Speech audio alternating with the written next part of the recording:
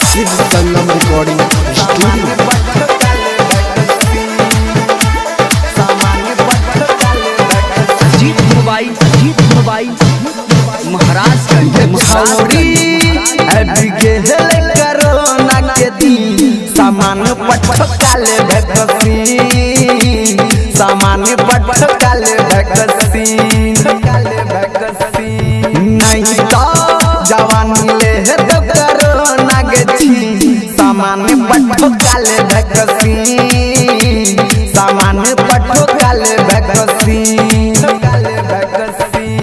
छौरी कोरोना के दिन सामान पटकाले भक्सी अजीत मोबाइल महाराजगंज बचल सामान छौरी तोहर नहीं है तो कोनो नुकसान गे छौरी फेरो न मिला तो दोबारा कोई छियो तोरा बात हमर मान के छोरी हे रतो बचल सामान छौरी तोहर नहीं है तो कोनो नुकसान गे छोरी फेरो मिलतो न दोबारा कोई छियो तोरा बात हमर मान के छोरी लाके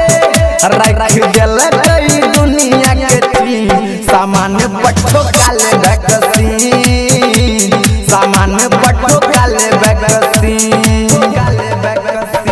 गे छौरी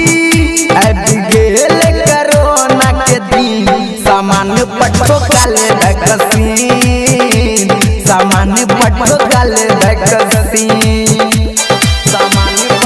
अजीत मोबाइल महाराजगंज अखन छौगे आजादी कोई है घूम गाँव में पर शादी गे छौरी कहो राइटर सुधीर चुन दैले छौ राजी गे छौरी अखन छौगे आजादी कोई है घूम गाँव में पर शादी गे छौरी कहो राइटर सुधीर चुन दैले छौ राजी गे छौरी नहीं तो